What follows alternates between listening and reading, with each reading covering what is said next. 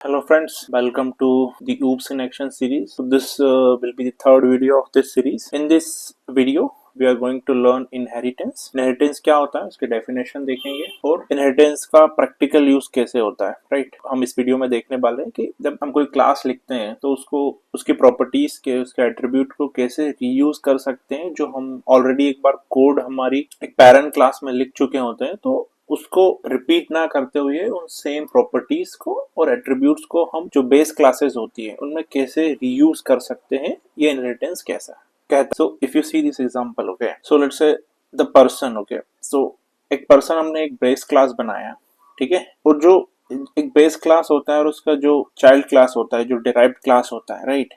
सो हम किसी base class को, जैसे हमारे पास बहुत सारी मतलब 3 से या बहुत सारी चाइल्ड क्लासेस हैं जो हमको पता है कि ये इनमें कॉमन प्रॉपर्टीज होंगी, ठीक है, इसमें भी कुछ कॉमन प्रॉपर्टीज होंगी. जैसे फॉर एग्जांपल के लिए जो पर्सन क्लास है, इसका नेम, डेजिग्नेशन, ये इसके एट्रीब्यूट हुए, और ये बिहेवियर देखो कि लर्न कर सकता है, वॉक कर सकता है, ईट कर सकता है, ठीक है. सो हमने एक ये अपना पेरेंट क्लास बनाया. अब हमें पता है कि जो हम हमारी जो बेस डिराइव्ड क्लासेस हैं, चाइल्ड क्लासेस हैं, उनमें भी सेम प्रॉपर्टी लगेंगी. तो हम ये जो पर्सन क्लास में हम लोगों ने इसके एट्रीब्यूट जो बिहेवियर डिफाइन किए वो हम इसमें यूज कर सकते हैं. हमको ये फिर से इन चाइल्ड क्लास में मतलब मेंशन करने का नीड नहीं. जैसे अब देखें कि नेम और डेजिग्नेशन है, तो प्रोग्राम ये इसका पर्सन का चाइल्ड क्लास है, तो इसमें भी नेम है, डेजिग्नेशन है, लर्न है, वॉक है, ईट है. और देखो कि किसी भी चाइल्ड क्लास में उसका खुद का स्पेसिफिक प्रॉपर्टी एट्रीब्यूट भी डिफाइन कर सकते हैं. पेरेंट क्लास है तो एक्सटेंड कर ही रहे हैं, लेकिन उसका भी खुद का अपना कुछ एट्रीब्यूट हो सकता है, कुछ प्रॉपर्टीज हो सकती है. जैसे डांसर में हम लोगों ने नेम लिया, डेजिग्नेशन लिया, बट ग्रुप नेम, अब जैसे डांसर में ग्रुप नेम देखेंगे तो ये खुद का प्रॉपर्टी है. सिंगर में आप बैंड नेम देखेंगे तो ये खुद का प्रॉपर्टी है. और ये नेम, डेजिग्नेशन, लर्न, वॉक, ईट उसकी पेरेंट क्लास से आ रहा है, क्योंकि पेरेंट क्लास में हमने ऑलरेडी ये सब कुछ डिफाइन कर रखा है. तो हम इसकी जो पेरेंट क्लास हमने डिफाइन किया है उसकी सारी प्रॉपर्टी को इन चाइल्ड क्लास में इनहेरिट हम कर सकते. ये इनहेरिटेंस बोलता है, राइट. लाइब्रेरी का एग्जांपल लेंगे इसको समझने के लिए कि एक जैसे एक लाइब्रेरी होती है, राइट. लाइब्रेरी में बुक्स होती है, लाइब्रेरी में आपका मैगजीन हो सकता है. एक बुक का टाइटल होता है, मैगजीन का भी टाइटल होता है, राइट. उसका एक लाइब्रेरी में एक आइटम आईडी होता है जो हर बुक का और मैगजीन का उस आइटम आईडी से उनको पहचाना जा सकता है. Let's go to the code. So I have created this inheritance package, the class. Let's name this class library items. Yeah, library item. Private string title. You can say not number of pages. Item ID that we have discussed. Item ID, and if it is checked out or not. So private boolean is checked out or not. Yeah, is available or not, it will be the it will no make more sense. Is available or not, इसका एक constructor बनाते हैं, public library item, और जो भी हम लोगों ने यहाँ पर इसके एट्रीब्यूट डिफाइन किए हैं वो हम इसका ऑब्जेक्ट जब भी हम बनाते, सो इसका एक कंस्ट्रक्टर बनाया हमने, और इसका कंस्ट्रक्टर बनाते टाइम हम लोग इसके जो एट्रीब्यूट डिफाइन किए हैं उनका वैल्यू लेंगे. से कंस्ट्रक्टर हम लोगों ने बना लिया. अब हम कुछ इसके बिहेवियर डिफाइन करते हैं. Let's say public, let's say okay, तो कुछ बिहेवियर डिफाइन करते हैं. Let's say if I want the title of the book, so get title. Okay, so I return the title. If I want to know item ID, let's say get item ID, it is given item ID. And let's say हम check करना चाहते हैं कि if book is available or not. So public boolean is available, that means the book is available to borrow or not, it will tell us. Let's say borrow. सो जैसे वॉरो किया किसी ने book, हम उसकी अवेलेबिलिटी को फॉल्स कर देंगे, मतलब ये वॉरो करने के लिए अवेलेबल नहीं है. लेट्स से किसी ने if someone returned it, so we'll again make it available, right.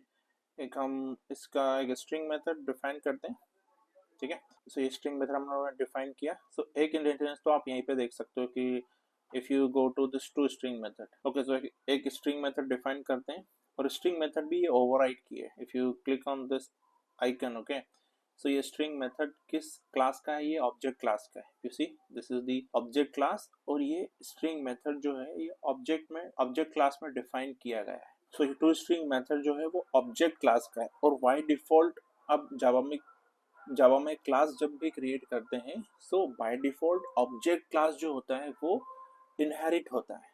सो जो भी ऑब्जेक्ट क्लास में जितनी भी सारी मेथड्स हैं हम उनको किसी भी जावा के क्लास में रीयूज कर सकते हैं कि by default every class inherits object class. ये हमने एक क्लास डिफाइन कर दिया, ये हमारा पेरेंट क्लास होगा। इसमें हमने जो कॉमन प्रॉपर्टीज है, एक बुक का टाइटल हो सकता है, मैगजीन का टाइटल हो सकता है, आइटम आईडी हो सकता है, अवेलेबल है या नहीं, ठीक है। हमने कुछ स्पेसिफिक नहीं किया। लाइब्रेरी में बुक, मैगजीन, डीवीडी या अदर स्टफ रहते हैं, उनमें सब में ये कॉमन प्रॉपर्टीज होती हैं। तो हमने ये सारी कॉमन प्रॉपर्टीज इस क्लास में डिफाइन कर दी है। तो ये हमारी हो गई पेरेंट क्लास, और इन प्रॉपर्टीज का यूज हम हमारी जो चाइल्ड क्लास होगी उसमें करने वाले। So let's see how we can use it. Create a class named book. So let's create first some book specific properties, private string author, let's say number of pages. तो ये दो ही property हम इसकी specific define करते हैं। अब हम create करते हैं कि बुक का यदि हमें कंस्ट्रक्टर करना है तो if you see it's giving also the suggestion कि हमको टाइटल देना पड़ेगा, आइटम आईडी और बूलियन। सो ये हमने जो पेरेंट क्लास का कंस्ट्रक्टर है ना उसके लिए दिए, क्योंकि हम इस पेरेंट क्लास का जो जब भी एट्रीब्यूट्स हैं उनको रीयूज करने वाले हैं। ये जो प्रॉपर्टीज होगी जैसे टाइटल, आइटम, अवेलेबल, ये जब भी हम इस बुक का ऑब्जेक्ट क्रिएट करेंगे तो उसके स्पेसिफिक होगी। तो हम देखेंगे इसको कैसे होगा। और ये ऑथर और नंबर ऑफ पेजेस है, ये इस क्लास से रिलेटेड है, ठीक है। इसमें भी कुछ हम बिहेवियर डिफाइन कर सकते हैं। Let's see public get author, let's say number of pages.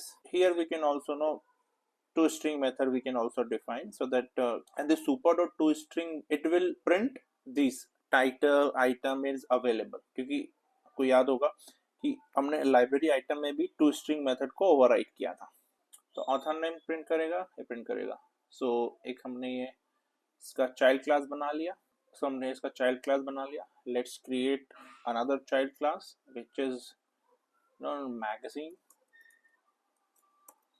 So let's create some specific property for magazine, private, publisher, and privates. Let's say not editor, maybe you can give publication month or something, publication date, publication, let's say publication month. It will be the property. Now let's create the magazine constructor. So we have created the magazine constructor. इसके specific कुछ behaviour हम define करते हैं। Get publisher, get publication month. ऐसे make this string return type of string, so we can get the publisher to string method इसमें भी override करते हैं। सो इसमें भी हमने सेम जो to string method book class में बुक और लाइब्रेरी आइटम में ओवरराइड किया था, इसमें भी सेम ओवरराइड कर लिया ताकि उसको print at the time it will help us. So magazine class किया, extend हमने library किया, इसके दो specific attribute define किए, publisher and public month, उसका एक constructor बनाया, इससे specific behavior भी हम लोगों ने define. So you can also try like same एक DVD class लेना, DVD class के कुछ specific attribute define करना, उसमें library item एक्सटेंड करना। हम लोगों ने इसमें मैगजीन डिफाइन किया है, बुक डिफाइन किया है एज अ चाइल्ड क्लास, और लाइब्रेरी आइटम जो पेरेंट क्लास है हम लोगों का उसको इसमें यूज किया है। सेम वे आप एक डीवीडी क्लास क्रिएट कर सकते हैं और उसमें लाइब्रेरी आइटम को एक्सटेंड कर सकते हैं। ओके, सो यहाँ पर हमने देखा कि लाइब्रेरी आइटम हमारा एक पेरेंट क्लास है, बुक और मैगजीन जो है हम लोगों का चाइल्ड क्लास है। अब हम एक क्लास बनाते हैं और जहाँ पर हम लोग का यूज कर सकते हैं, राइट। सो लेट्स से library will be my class. Inside the library I can use, so let's create book object. Okay, so new book, a new book, and let's say Alchemist.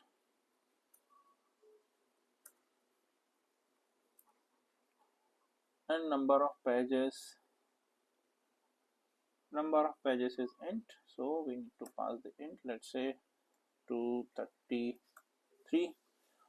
Book को create करने के लिए जैसे हमने title दिया, जो item ID थी item ID 1 दिया। सो ये दो और available that means it is true.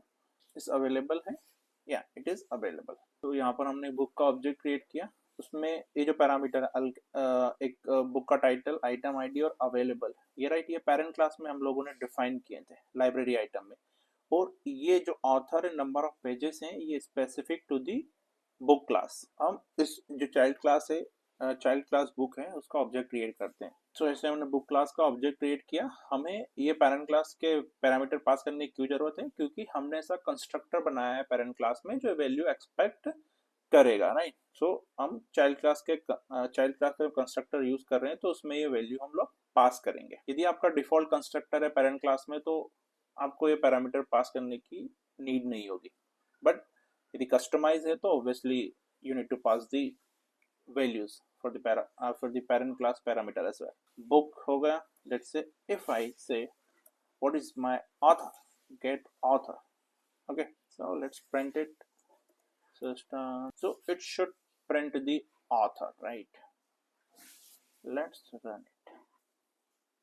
If you see, it is printing the author, and you also let's say आप नंबर ऑफ पेजेस कर सकते हैं, राइट, आइटम आईडी कर सकते हैं, गेट टाइटल कर सकते हैं। ये गेट टाइटल को याद होगा कि हम लोगों ने पेरेंट क्लास में डिफाइन किया हुआ है गेट टाइटल बिहेवियर को, राइट, बट यहाँ पर अल्केमिस्ट, राइट, टाइटल आ गया क्योंकि हम लोग, जैसा हम लोगों ने स्टार्टिंग में डिस्कस किया था कि जो कॉमन प्रॉपर्टीज है आप उनको पेरेंट क्लास में डाल दीजिए ताकि आप उस पेरेंट क्लास की कॉमन प्रॉपर्टीज और बिहेवियर को अपनी चाइल्ड क्लास में यूज कर पाए।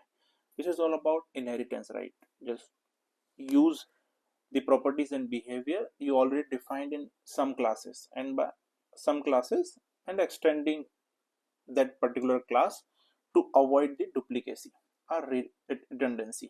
Same way आप एक मैगजीन का बना सकते हैं, से magazine, new magazine. So in the magazine we need to give the title, item ID, true, and the publisher and the month of the publication. And you can also access the method of parent class and the child class as well. You see, get publication, get publisher, get title is the method of parent class, get item ID is available or not. If you see this print is this particular magazine is available or not, so you simply call is available method. तो जैसे ही आप इस magazine available method को print करते हैं, देखते हैं ये पर्टिकुलर मैगजीन इज अवेलेबल है या नहीं। So if you see it is giving us true, that means ये मैगजीन जो है वो अवेलेबल टू बोरो है। So let's print another one, get publication. If you print it you can see the publication time group.